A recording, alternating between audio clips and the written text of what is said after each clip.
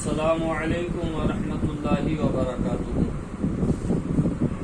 عزیزان ملت اسلامیہ،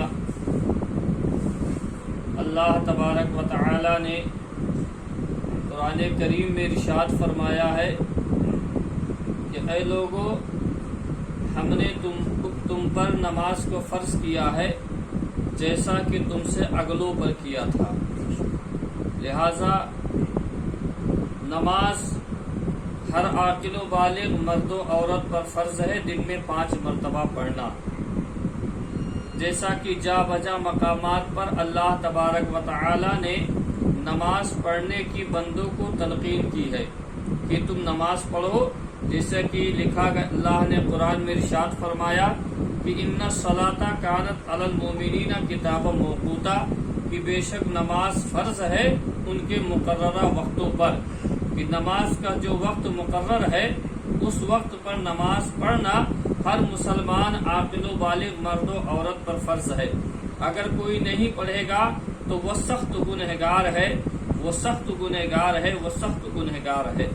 اور تارک نماز جو جان بوجھ کر نماز کو ترک کرتا چھوڑتا ہے، اس کے تعلق سے اللہ تبارک و تعالی نے قرآن کریم میں ارشاد فرمایا ہے کہ فسوف یلقون غیا، کہ جو جان بوجھ کر نماز چھوڑے گا وہ جہنم کے سب سے نچلے طبقے، جسے غیا کہا جاتا ہے، قرآن نے جسے کہا، اس میں بے نمازی کو ڈالا جائے گا۔ لہذا معزز سامعین کرام، آپ حضرات نمازوں کی پابندی کریں۔ جو نماز پڑھے گا سمجھ لیجئے وہی خدا کا نیک بندہ ہے۔ اور میرے آقا علیہ الصلوۃ والسلام نے ارشاد فرمایا کہ الصلاۃ معراج المومنین، کہ جب حضرت حضور صلی اللہ علیہ وآلہ وسلم معراج پر گئے، اللہ کا دیدار کیا، اپنے رب کو اپنی نگاہوں سے دیکھا، اور جب میرے آقا واپس اتر کر زمین پر تشریف لائے تو حضرت خلیفۃ المسلمین، حضرت امیر المومنین ابو بکر صدیق رضی اللہ عنہ نے عرض کیا، یا رسول اللہ، آپ کی معراج تو یہ ہے کہ آپ نے اپنے رب کو دیکھا ہے، اپنی نگاہوں سے خدا کا دیدار کیا ہے، لیکن ہم تو آپ کے امتی ہیں، آپ تو انبیاء مرسلین کے سردار ہیں، نبی و رسولوں کے سردار ہیں، آپ کی شان تھی، آپ نے رب کو دیکھا، ہم کہاں گنہگار؟ میرے آقا نے ارشاد فرمایا کہ بے شک میں نے اپنے ماتھوں کی نگاہوں سے اپنے رب کا دیدار کیا، لیکن اگر تم لوگ بھی چاہتے ہو کہ تمہیں معراج حاصل ہو تو آقا نے فرمایا الصلاۃ معراج المومنین، کہ مومنوں کی معراج، مسلمانوں کی معراج وہ نماز ہے۔ جب نماز پڑھتا ہے تو سمجھ لو کہ وہ معراج کرتا ہے۔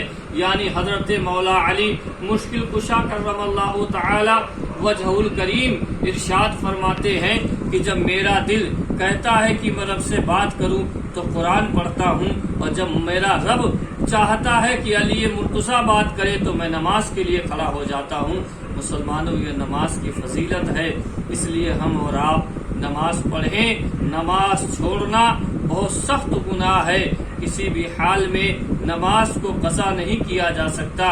شریعت اور اسلام کا یہاں تک مسئلہ ہے کہ اگر کوئی ندی میں یا سمندر میں ڈوب رہا ہے اور اس کے آنکھ کے برابر تک پانی پہنچ گیا ہے اور اس کی آنکھ اگر اس پانی سے باہر ہے تو حکم ہے کہ اس وقت بھی وہ نماز پڑھے، اگرچہ اس کے جسم کے اعضاء ہل نہیں سکتے، لیکن وہ آنکھ کے اشارے سے نماز پڑھے۔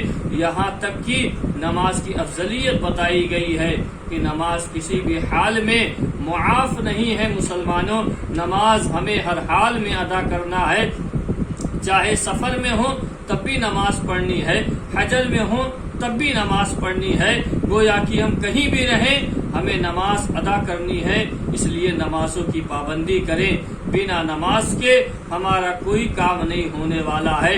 قبر کی جو سب سے پہلی منزل ہے، مردے کو دفنانے کے بعد جو انسان کا سب سے پہلا مرحلہ آخرت کا شروع ہوتا ہے وہ نماز سے ہوتا ہے۔ سب سے پہلی جو پوچھ تاچھ ہوتی ہے وہ نماز سے ہوتی ہے، اس لیے نماز کی پابندی کریں، نماز نہ چھوڑیں۔ میری آپ لوگوں سے گزارش ہے جو اس ویڈیو کو کلپ کو دیکھیں، اگر وہ نماز نہیں پڑھتے ہیں تو میرے بھائیوں نماز کو پڑھنا شروع کر دیجئے. انشاءاللہ دیکھیے آپ کی زندگی میں کیسی برکت آتی ہے، آپ کی زندگی میں کیسے بہاریں آ جاتی ہیں. جو کام کبھی نہیں بنا انشاءاللہ نماز کی برکت سے اللہ وہ کام بنا دے گا. اگر روزی روزگار سے پریشان ہے نماز پڑھیے، خدا رزق عطا فرما دے گا. اور اگر پریشان ہے نماز پڑھیے، رب پریشانی دور فرما دے گا. کیونکہ قرآن میں اللہ کہتا ہے الا بذکر اللہ وتطمئن القلوب، کہ مومنوں کے دلوں کو سکون ملتا ہے تو اللہ کے ذکر سے، اور نماز خدا کا ذکر ہے. اس لیے نماز پڑھیں، انشاءاللہ دین و دنیا سارے جہان کی پریشانی دور ہو جائے گی. مولا ہم تمام لوگوں کو ان باتوں پر عمل کرنے کے توفیق عطا فرمائے. وآخر دعوانا ان الحمد للہ رب العالمین. السلام علیکم ورحمۃ اللہ وبرکاتہ.